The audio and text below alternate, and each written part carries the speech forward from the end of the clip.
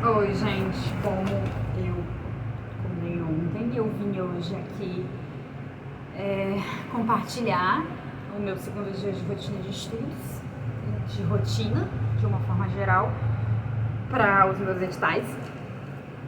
E hoje eu estudei em torno de 4 horas.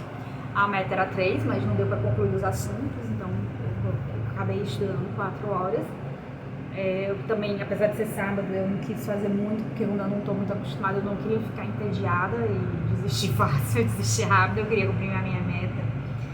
E aí de manhã, envolvida com as coisas de casa, acabei não estudando de manhã, só fui estudar depois do almoço, depois da soneca, porque eu queria estar bem descansada para ser bem bom o estudo. Eu disse que ia deixar de lado minhas leituras extra, mas não rolou, porque eu acordei hoje ouvindo um podcast do Joio e Trigo, vou deixar na descrição, sobre o Milton Santos e as relações de trabalho atuais, a uberização das relações de trabalho, especificamente sobre o iFood. Eles colocavam um contraponto entre uma entrevista do CEO do iFood com o Milton Santos, né? Foi bem interessante, com falas do Milton Santos. E deu vontade de ler o Milton Santos, né? Eu já tinha lido o Milton Santos há muito tempo, já tinha tentado, na realidade, o livro dele sobre territorialização, que é muito citado na saúde, na época que eu trabalhava na atenção básica. E aí, só que meu esposo, que é professor de geografia, sugeriu que eu começasse a leitura pelo livro sobre a globalização, por uma outra globalização possível. Ele falou que esse é o livro mais de linguagem mais simples, foi um livro pensado para não ser acadêmico, e aí eu acabei não resistindo, peguei, mas tirei pelo menos só no prefácio. De manhã, rapidinho, li só o prefácio e fui fazer as outras atividades que também me atrapalhariam e iam acabar me atrapalhando se eu não fizesse antes de estudar. Por fim, quando eu sentei para estudar, eu peguei a prova que eu já tinha resolvido ontem e elenquei 5 temas. A meta era estudar 3, mas se desse tempo, eu estudava os 5, né? Fazia os 5 resumos em 3 horas. Mas aí eu só consegui estudar um, e aí comecei a ficar entediada, resolvi mudar de assunto, porque os 5 temas elencados eram de farmacologia, e aí eu não estou mais afim de farmacologia, depois de 2 horas de estudo, um pouco mais de 2 horas na realidade, e fui ler uma portaria do programa. Então, o primeiro tema que eu escolhi foi sobre vias de administração. Os 5 temas que eu tinha na cara era vias de administração, eu coloquei assim os parênteses, farmacocinética, absorção e excreção, mecanismo geral de ação dos fármacos, né, agonistas e antagonistas, anticolinesteráticos, analgésicos opioides e glicocorticoides. A minha ideia era fazer um resumo de cada um, mas aí eu fiquei só no primeiro tópico, que era via de administração, farmacocinética, absorção e excreção. Na realidade, eu estudei a absorção, conceito de farmacocinética, a absorção e as vias de administração, que estão diretamente ligadas com a absorção. E aí, o que foi que eu fiz? Eu procurei uma aula no YouTube e achei a aula do professor Sérgio Araújo, perdão. Vou deixar na descrição do link também a aula do professor Sérgio Araújo. Aí eu assisti a aula, eu coloquei ela em acelerada para ser mais rápida. É uma aula de menos de 1 hora, um pouco menos de 1 hora só, mais de 50 minutos, mais de 55 minutos. E fui pausando e voltando e repetindo. E aí eu demorei mais de 1 hora e meia e já fui fazendo resumo para concluir a aula de 50 minutos. E aí, quando terminou, a ideia é que o resumo respondesse as questões da prova sobre este assunto. E não respondia, então eu fui atrás de outros materiais. Fui atrás de outra aula, achei uma outra aula muito boa também. Uma aula, eu não lembro do nome desse outro professor, mas aí era uma aula de meia hora, eu coloquei acelerado enquanto eu ia lendo outros materiais. E aí, esses outros materiais eu achei os slides dessa aula do professor Sérgio Araújo no site do Conselho Regional de Farmácia do Rio Grande do Norte, que eu vou deixar na descrição. E achei acho que é o primeiro capítulo do livro de farmacologia ilustrada, que traz, e aí o livro foi ótimo, resolveu todas as minhas dúvidas. Eu não li o capítulo inteiro, eu deixei para ler quando eu for revisar esse conteúdo, mas ele respondeu as dúvidas que ficaram, então resolveu o meu problema. Então a ideia é eu vou ler o meu resumo de farmacocinética, não, de absorção e vias de administração, e vou responder a questão da prova, vou ler a questão, e aí nesse material que eu achei, com os slides do CRF do Rio Grande do Norte, tinha umas questões também que eu não parei para olhar, e aí eu vou ler também essas questões desse material, ver se a gente responde tudo junto.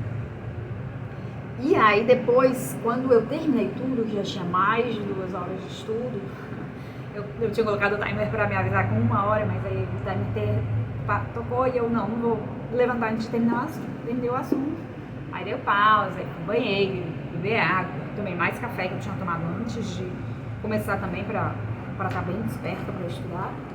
Tomei água, tomei café com chocolate. Não comi nada, mas resolvi isso tudo e fui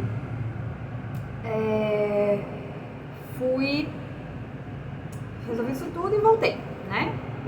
E como eu já estava meio entediada de farmacologia, todos os tópicos que eu tinha escolhido eram relacionados à farmacologia, resolvi não estudar mais farmacologia, resolvi ler a portaria 825 que estava no programa. Não tinha nenhuma questão de prova elencada, não era um assunto que eu tinha escolhido para hoje, definido para hoje anteriormente, mas se eu continuasse na farmacologia não ia render, então eu preferi fazer isso. Então eu vou ler o meu resumo que eu fiz a partir da aula e vou resolver essas aqui. Acho que eu vou resolver direto as questões, porque eu acho que não dá tempo de ler o resumo todo nem sim. Então eu vou ler algumas coisas que eu achei interessantes do resumo, acho mais importantes do resumo, e aí depois eu vou direto para as questões.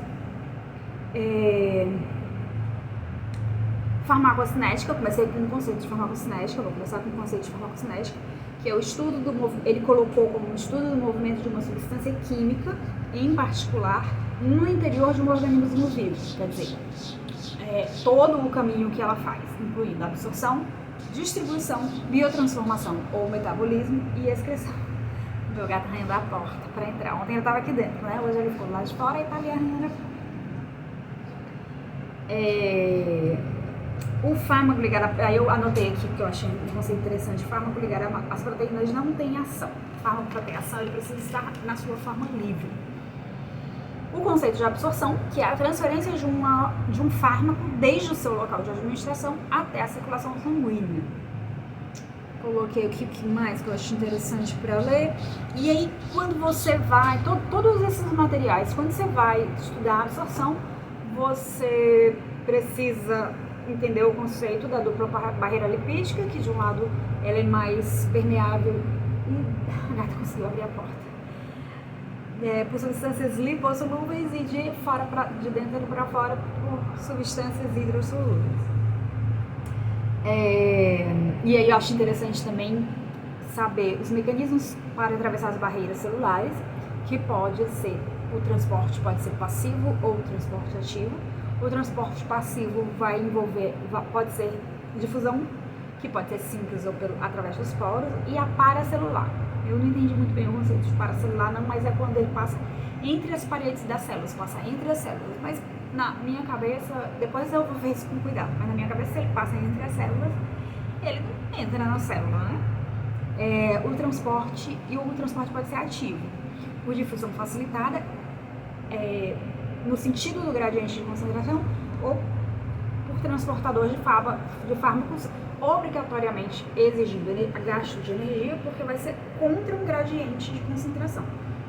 A favor do gradiente de concentração, ele vai de onde está mais concentrado para menos concentrado, e contra o gradiente de concentração, de onde está menos concentrado para onde está mais concentrado. As características dos fármacos que interferem na permeabilidade da membrana, a gente pode citar peso molecular, coeficiente de partição óleo e água, ou coeficiente de partição octanol-água. Coloquei aqui duas coisas pra gente lembrar, porque são conceitos interessantes que, se você tiver em mente, você consegue resolver a questão independente da forma como ela está formulada, que é: a maioria dos fármacos é ácido fraco ou base fraca com capacidade de se ionizar.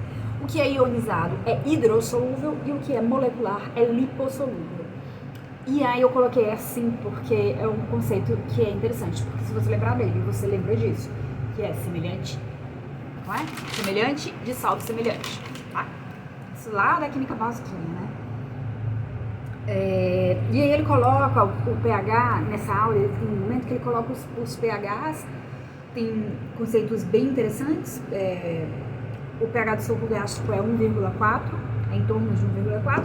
Quanto mais ácido, menos ionizado, quer dizer, mais lipossolúvel.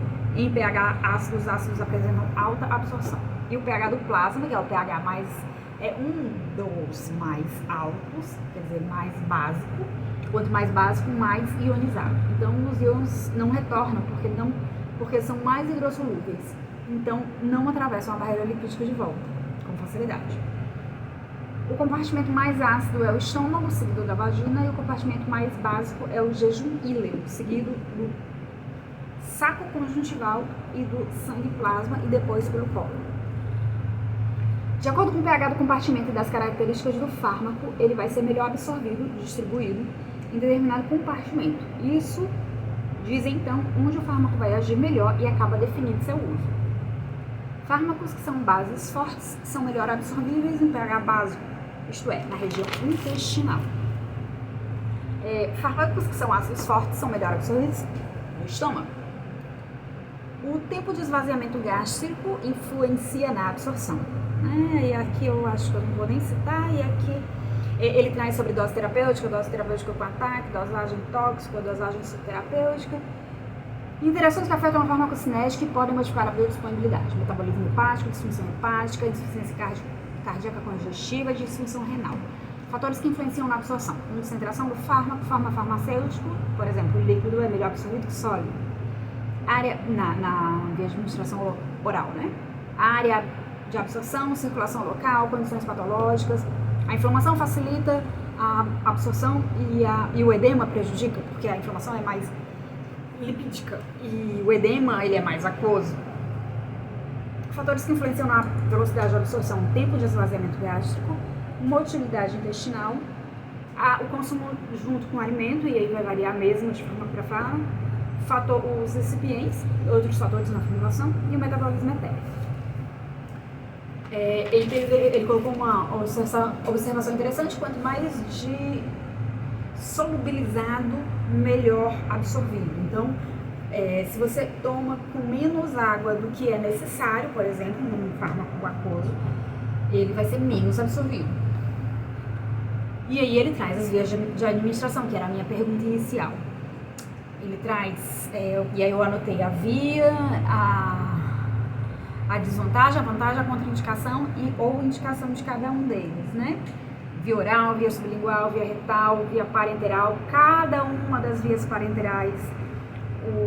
E eu achei interessante isso aqui do músculo. O músculo para aplicação IM deve ser bem desenvolvido, com facilidade de acesso, vasos de grande calibre, não ter nervos superficiais. Os 3 músculos mais usados são o deltoide, região glútea e o músculo da coxa, que é o lateral, né? O lateral da coxa. Deixa eu ver mais o que eu achei interessante aqui. A absorção intramuscular é rápida, porque é uma região muito irrigada, e o volume varia com o músculo. Tem umas outras coisas interessantes, mas eu não vou ler não, porque eu quero que o vídeo fique muito grande não.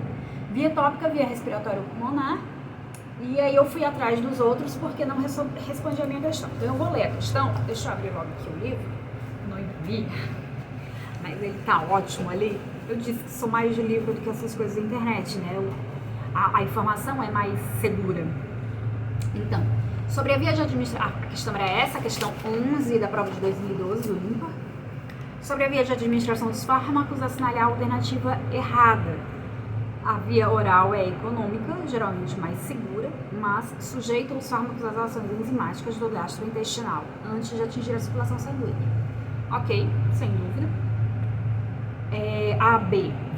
A via intramuscular tem padrão de absorção imediata a partir de uma solução aquosa adequada para veículos oleosos e algumas substâncias irritativas. Eu fiquei assim, a via intramuscular é adequada para substâncias irritativas, e foi aí que eu olhei e meu estudo até o momento não respondeu esta questão.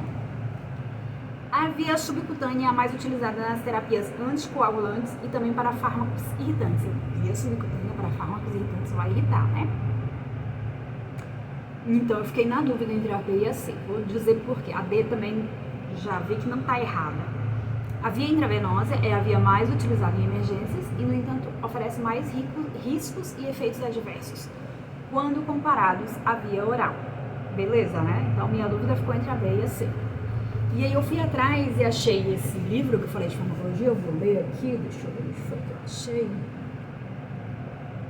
Foi bem fácil de achar, tá?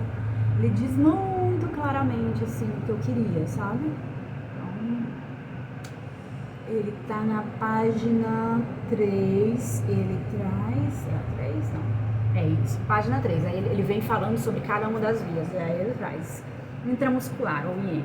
Fármacos administrados por via IM podem estar em soluções aquosas, que são absorvidas rapidamente, ou em preparações especializadas de depósito, que são absorvidas lentamente.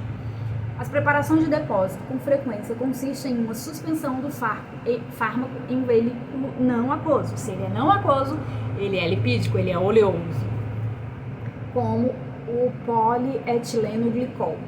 À medida que o veículo se difunde para fora do músculo, o fármaco precipita-se no local da injeção. O fármaco então se dissolve lentamente, fornecendo uma concentração sustentada durante um período de tempo prolongado. Aí eu fui atrás demais, porque não respondeu sobre os irritativos, né? Aí, lá na página...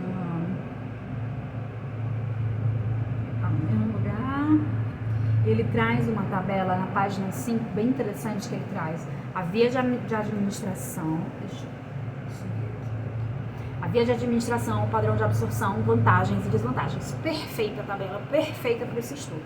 Por isso que eu deixei para ler esse capítulo quando eu for fazer a revisão. E aí, sobre a intramuscular, ele traz. Padrão de absorção. Depende dos diluentes do fármaco, soluções aquosas, absorção imediata. Preparações de depósito, liberação lenta e prolongada. Vantagens: adequada se o volume é moderado, adequada para veículos oleosos e certas substâncias irritantes. Respondeu minha questão. Preciso nem ir atrás da subcutânea, mas eu ainda fui. Preferencial a via IV se o paciente deve se auto-administrar. Se for para o paciente fazer, a via intramuscular é mais fácil que a EV. Desvantagens: afeta certos testes de laboratórios, como a creatinocinase, pode ser dolorosa, vide penicilina. E aí a penicilina é legal também para a gente lembrar que são soluções aquosas, porque a penicilina ela é diluída com água para a injeção, né, a mais aquosa que possível. Pode causar hemorragia intramuscular, então deve ser evitado durante o tratamento com anticoagulante. E aí eu ainda fui lá na subcutânea para terminar, para ficar mais claro, nunca mais errar isso. A via de administração subcutânea, padrão de absorção, depende dos diluentes do fármaco. Soluções aquosas subcutânea, padrão de absorção, depende do diluente do fármaco. Soluções aquosas é imediata. Preparações de depósito é igual à intramuscular. Preparações de depósito, liberação lenta e prolongada. Vantagens: adequada para fármacos de liberação lenta. Ideal para algumas suspensões pouco solúveis. Ele não traz a questão dos irritativos, acho que foi em outro lugar. Desvantagens: dor e necrose. Tá aqui. Dor e necrose se o fármaco é irritante. Então ele não é adequado para fármacos irritantes. Inadequado para fármacos administrados em volumes elevados. Então, voltando para a minha questão, respondido. A via intramuscular tem um padrão de absorção imediata a partir de uma solução aquosa, correto. Adequada para veículos oleosos, correto. E algumas substâncias irritativas, correto. A via subcutânea é a mais utilizada nas terapias anticoagulantes, correto. E também para fármacos irritantes, errado. Não é adequada para fármacos irritantes. A outra questão que eu queria responder com esses resumos era a questão desta mesma prova, a questão 21, 21. Mas eu vou deixar para outro dia. Já está com mais de 19 minutos o vídeo, então vou deixar para outro dia. A outra parte do meu estudo foi com a portaria 825, de 25 de abril de 2016, trouxe um monte de conceito que realmente não conhecia, sobre atenção domiciliar, sobre SAIS, sobre SAD, né, na realidade, Serviço de Atenção Domiciliar, sobre rede de atenção domiciliar, traz definição das equipes GEMAP, traz financiamento. Eu achei que cada parágrafo, cada artigo dessa portaria é uma possível questão de prova, né? Ele traz a carga horária da equipe, traz quem são os pacientes que estão aptos, como é que vai funcionar. Então, bem simples a portaria, dá para estudar sozinho. Eu ainda procurei uma aula, achei umas aulas da UFC, mas a professora usava uma das portarias que essa portaria revogou, era a portaria 963, então eu comecei a assistir. Quando eu cheguei na hora que ela falou a portaria, não serve pra mim, né? Essa portaria aí já tá revogada, não faz sentido. Não achei nenhuma outra aula, achei vários videozinhos falando sobre o EMAD-EMAP, melhor em casa, mas não achei nenhuma aula interessante. É isso, eu tô cansada. Amanhã a meta é de novo 3 horas. Então, hoje eu não bebi muita água, acho até que eu vacilei na água hoje.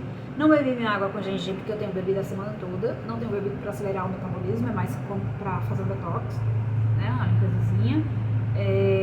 Mas tomei bastante café, que eu tinha suspendido o café, porque eu quero estar alerta, porque senão não consigo. Me alimentei adequadamente, bem mesmo. E não fiz exercício, né, porque precisamos que o corpo esteja funcionando bem para que a mente funcione bem. Mas eu acho que foi bem produtivo o dia 1, dia 2. Ontem eu não estudei às 3 horas, eu estudei muito menos que isso. E amanhã, apesar de ser domingo, a meta vai ser 3 horas.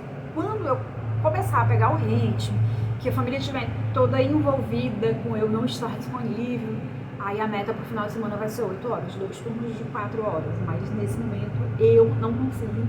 Hoje eu fiz, né, as 4 horas, fiz um turno de 4 horas. Não achei que eu fosse conseguir.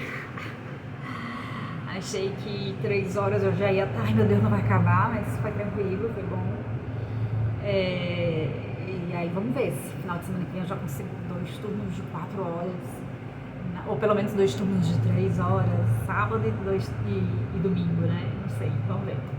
Se for bem a semana, acho que eu consigo. Amanhã eu volto. Tchau, tchau.